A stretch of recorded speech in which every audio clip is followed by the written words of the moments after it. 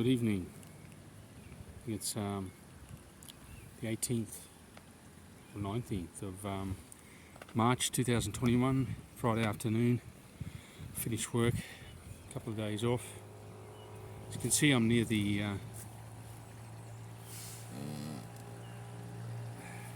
channel where the water is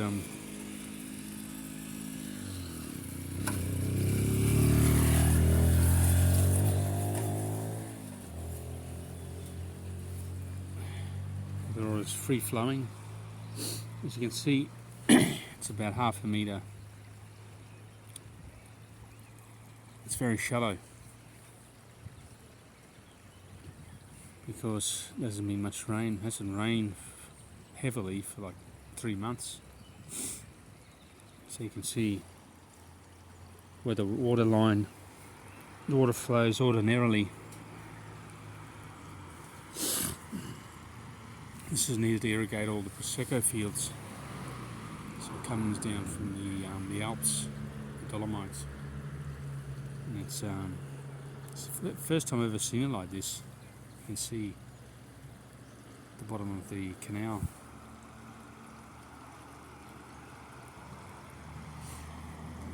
It's quite a lot of water, but nothing like it used to be. It used to run at least another half a metre higher always. So, not a good sign.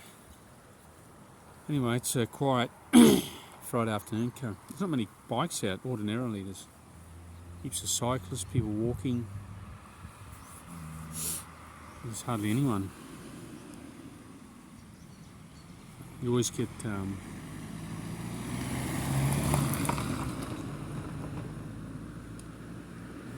average car or bike that comes by speeding. That's what I've noticed in it. There's a lot of road deaths, young people, reckless driving. I think it's distraction. We're all distracted on our phones all the time. You can see in this direction behind me, well, any given afternoon is full of cyclists, people walking, dogs, social walks. This is the Montella, the base of the Montella. I didn't do a climb today. This is the other direction. It's normally just packed full of bikes and people walking their dogs and what have you.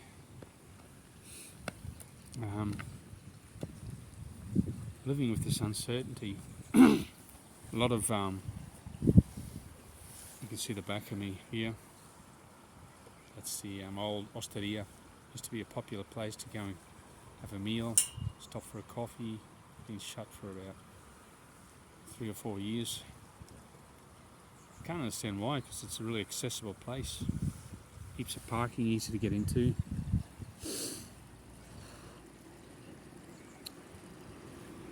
Oh well. It still belongs to someone because grass is always mowed. It's still maintained.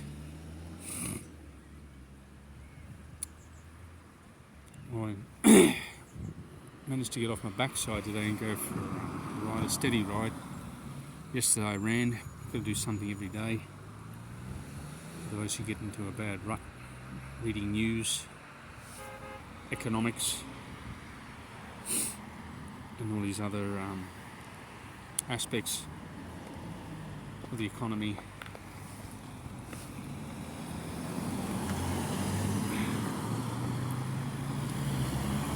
People must be really well off because petrol is it's come down not much, only 20 cents a litre. Still way and above $2.20. There's guys, listen to some economists are predicting we're going to go into a deflationary spiral. The price of petroleum will go down. You got other guys saying guaranteed it'll go to $300 a barrel, dollars. I don't want to place my bets, but I think it's going to go in the opposite direction. There might be deflation in the other sectors of the economy of people. The average person who works, lower middle class, of which not much exists, the working middle class there's hardly any of. There's a retired middle class that grew up in the 50s and 60s and 70s, a lot of which the last 5 or 10 years have gone on a pension. They're okay, in a good situation.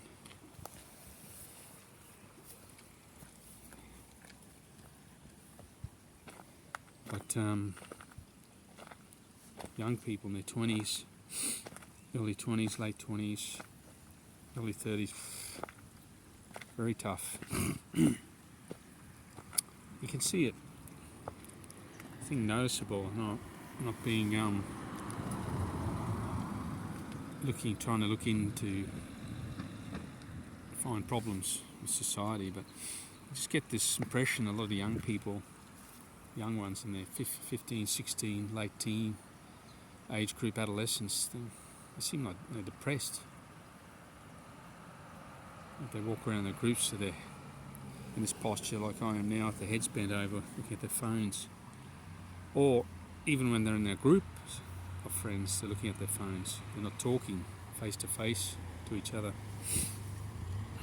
They're on their phone. Smartphone. Losing the ability to communicate. Everywhere in the world, it's just massive uncertainty. The Russians aren't going to relinquish this position, and I think the press, the mainstream, we call it here in Italy, the telegiornale, they mishandle the truth. I think Putin's got a lot of support.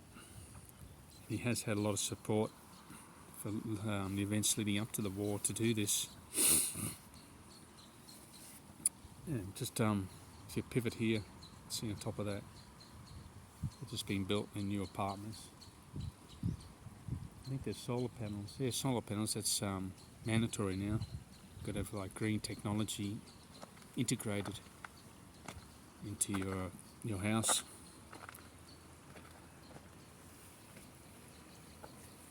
And there's people here, you see the signage here, people offering savings in electricity, phone, water. And there's also other things I can show you here. The classic Italian billboard hasn't been defaced. You got here free legal representation. Here you have a thing about the environment, saying that we've got to reinvigorate the security of the roads, make it easy for people to, which is true.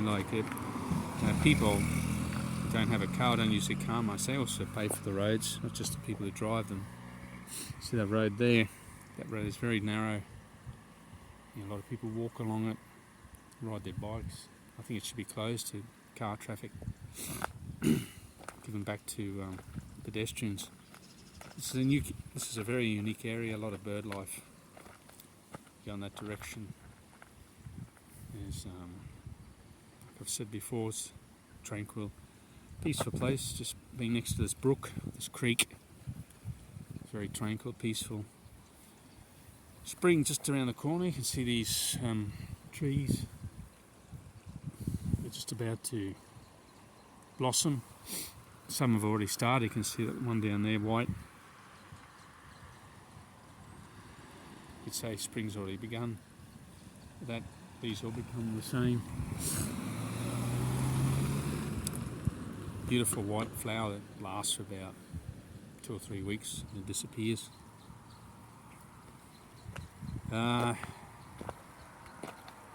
People doing crazy things, volunteering to go and fight in Ukraine.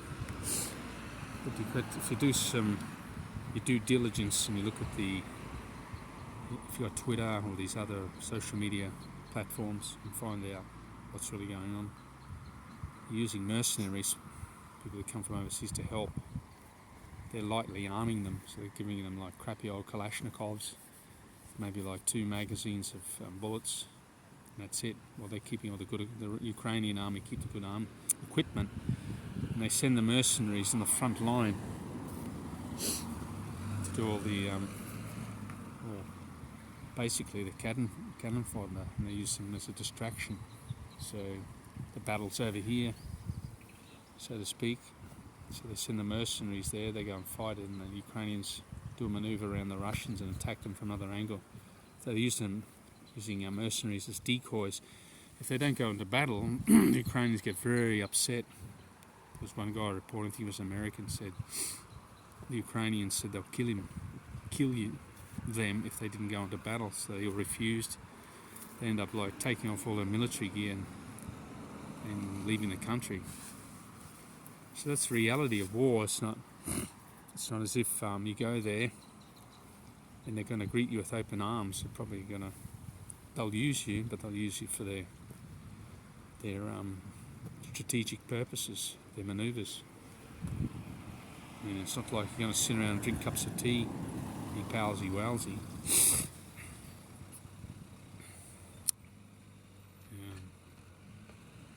I think that happened in a lot of wars. Civil War, I think the black Americans was sent to the front line to fight the Confederates, did all the heavy lifting. And I think that happened also in the First World War, the Austro-Hungarian Empire. They sent in the Empire troops, so the Hungarians and the Poles and the Czechs, who were part of the Habsburg Empire. They used to go and send them in the front line. And communications wasn't very good because the officer in charge was normally an Austrian, spoke German, so everyone had trouble understanding each other. Anyway, all for nothing. Apart from that, holding on to my job. It's going pretty well actually. Got high subscriptions.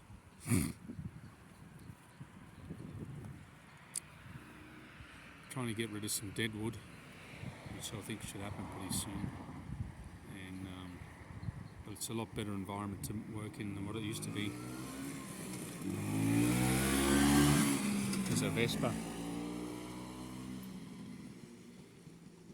It's a classic Italian motorbike, old school, but they're few and far between here. Ducatis you don't see much of. You see, they like the Japanese bikes because they say they're cheaper and they're more reliable. So that's when I came here, I thought I'd see thousands of Ducatis on the road. They're few and far between. Vespas in the early 2000s were everywhere. Kids used to ride them everywhere in groups, and that fad's disappeared. Now it's hanging around in groups on your phone, a more passive type of leisure activity. But the proper use of leisure time, that's what's going to be an issue for the next, until I spend my last day on this planet. People will just have a heap of spare time, just don't want to have any money. Work will be scarce, or you work for someone, if you don't actually work for yourself, maybe it's an income, just a livable wage. Or if you can't do that, you'll just get a livable wage paid for by who's in charge. But this could all change. You could have people could be empowered with this Bitcoin. Saw an interesting story. You don't know whether it's true or not. You never know. On Twitter, someone downloaded a video of 3 British journalists. They were in Maripol, I think. They were trying to get out of the city. They didn't have transport, so they purchased a car using Bitcoin. So they say.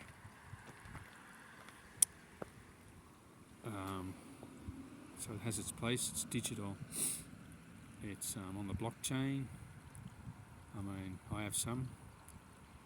I had my doubts, and now I'm convinced it's going to have its place in the world financial stage.